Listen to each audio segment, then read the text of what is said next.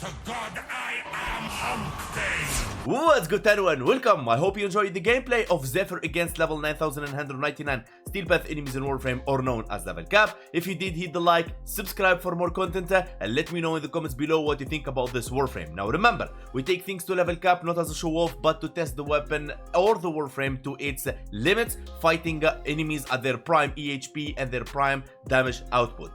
And the plan for this channel is to take every weapon to level cap, so you don't have to, and to take every Warframe with different helmet ability every time we go to level cap, so you can have a variety of helmet abilities to fit your playstyle. Let's go for his kit. Now before we go through any Warframe abilities or any weapon passives, we want to make sure that we head to Warframe Wiki to read all about it, because there is tons and billions of information the game doesn't tell you, and I don't know why DE until now they don't just like copy this and paste it in game ability by ability, so we can tab through it and read it in game without going to Warframe Wiki. Warframe Wiki is an amazing resource and I really love it, but it will be easier to just check them out in game, which originally they should be from.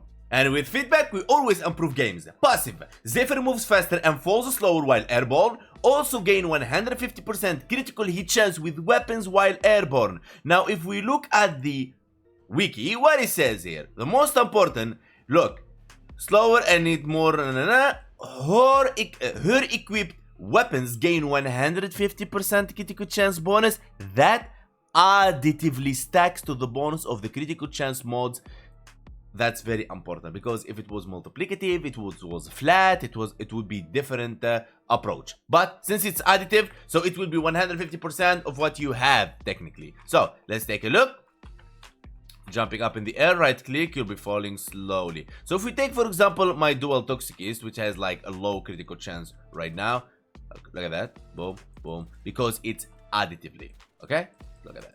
Okay, now if we take my burst on and we jump, I just land like body shots, you see it's yellow and orange. If I jump and do headshot, because it has equity, you can see already the higher critical chance. Now as you can see here, the dual toxicist has 15% and I don't have any critical chance mods on it.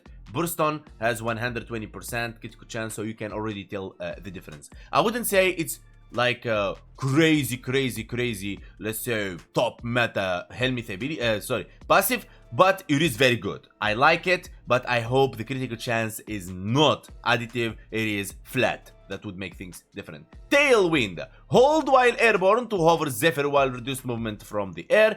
Tap to dash forward or aim down to dive bomb enemies below. Now this ability got an augment called target fixation, and this is very famous because this one can scale infinitely and you can get a humongous amount of damage. You can actually one-shot level cap with this, but it has a downside that I don't like. Now, casting Tailwind resets Zephyr bullet jump. Each enemy hit increases Tailwind damage by 100%.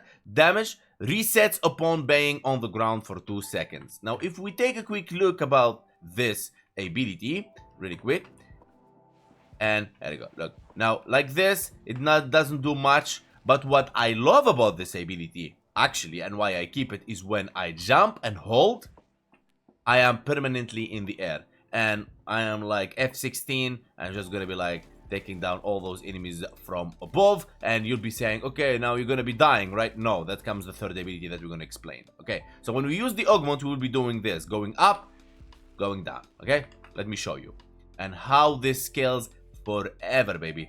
Like you can keep getting damage like forever. So if we take the where is it, right about here, target fixation, and we summon 20 heavy corrupted gunners. Now this is not only me giving you a build, this is me also showing you different aspects, different parts of Zephyr, so you can actually maybe create your own. So here we go, jumping, boom. As you can see, we got 1300% target fixation. Now we jump. Now you don't want to spend more than 2 seconds in the ground. That's very important, otherwise you'll be losing it. Now without any let's say strength, we're already doing 68, 8,100, 124,000. Look at that, 1,900,000. Now this without any strength, boys. That's very, very important. 11,000. And so on, and so on, and so on. Let me just resummon these guys. And yes, when you transference, you can like keep for a while the thing. Okay, that's like a trick you may use here and there. But the thing is, now when the enemies are here and they are in this stats, yes, you can keep scaling it, keep scaling it, keep scaling it, and you're gonna be good at it. But if you, let's say, play for 30 minutes and you collect all that target fixation damage and then you just like go down for like 2 seconds, you lose everything. I would love this ability to actually not have an augment. The ability itself and the augment are together in one, and I would prefer it to have a cooldown and maybe like 10-second cooldown or something that would make a very good use of it. But for me, in a practical gameplay, I don't think it is very, very useful for me, unless maybe you're playing some sort of survival and you keep pulling in enemies going up, down, up, down, up, down. Actually, you're gonna be feel dizzy over time, but I don't like it.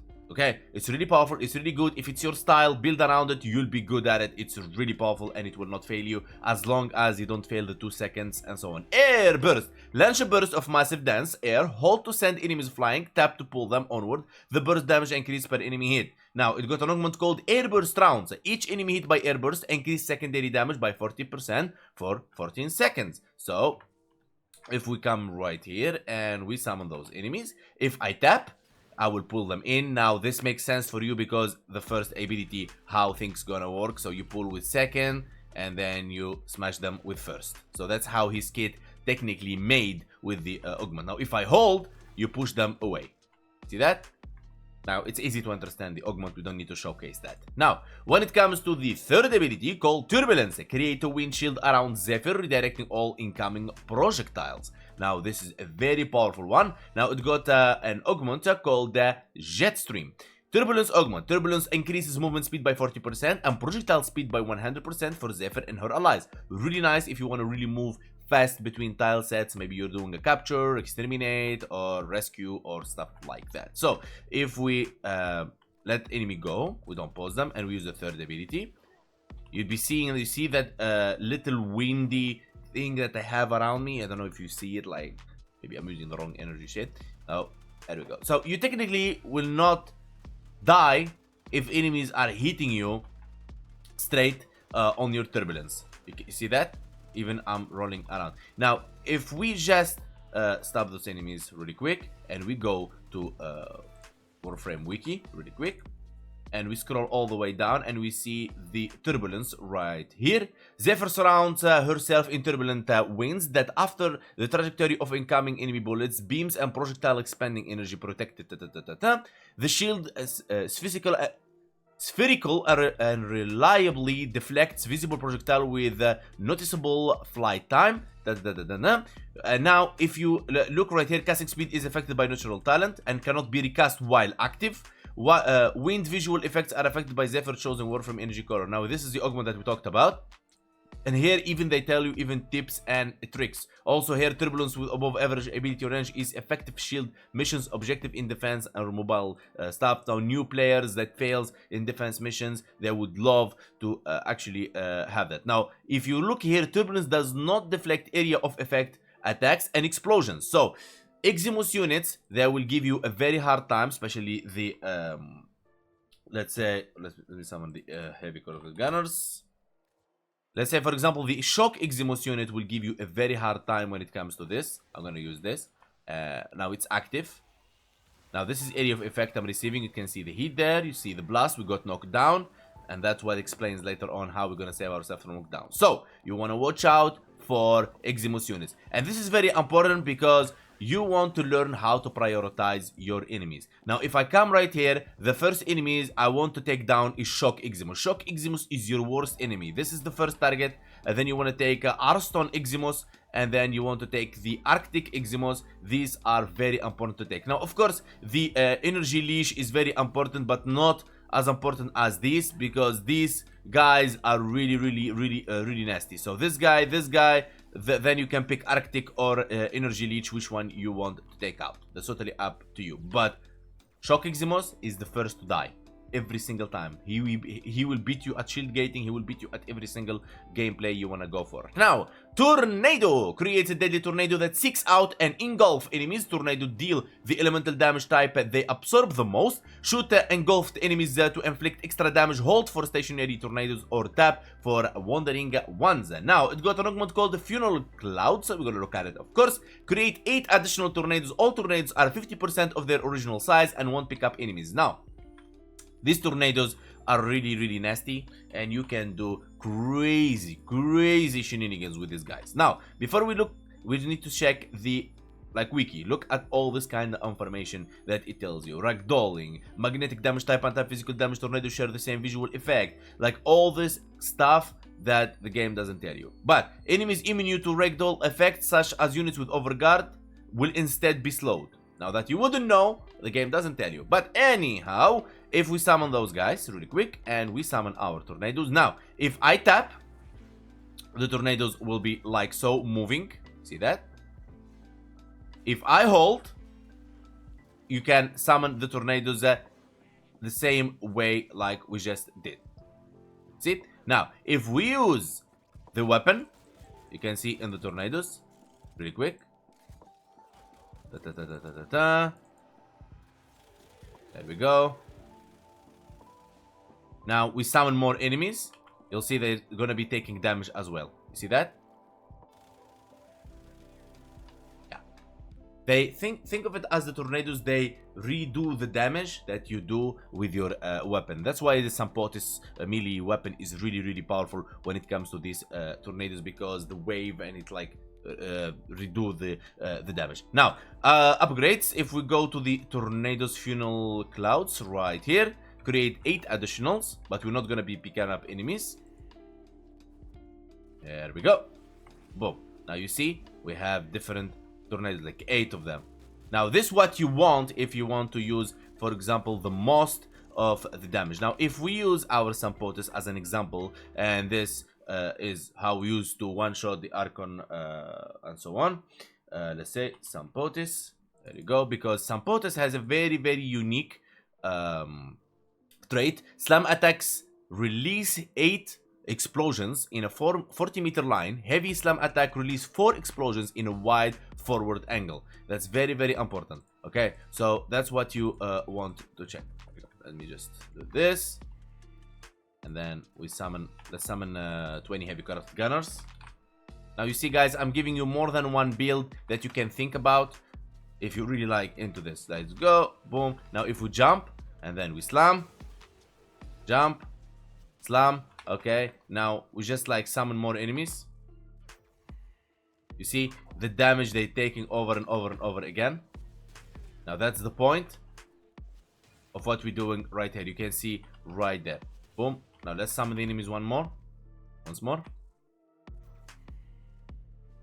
See that? And boom. It gets really nasty when you hit with your weapon in those tornadoes. It's really powerful. Now, that's pretty much it, and that's his kit. Now let's get to the build. Now, 79% of you watching and not subscribed, hit that subscribe button and hit the like button, much appreciated. Now, as always, before I build my weapons and warframes, DVS is my method. If you don't like my method on DVS, D for damage, V for viral, S for strip, you can check the sheet. Will help you around that a lot. Now, when it comes to community guideline, please stick to the community guideline. If you have a better build, just share it with us. I don't want to hear like it's a trash. No, share with us your build. Make it a constructive feedback so everyone benefits. Now, we take things to level cap like I mentioned earlier, because enemies scale on their EHP and damage output. We want to take them down at level cap, and if a Warframe takes down and survive level cap, it can survive any level in the content. And now, very important to learn about shield gating in Warframe, because you will be using shield gating especially against enemies that does AoE, like I showed you earlier, Eximus units. Now, what is shield gate in Warframe?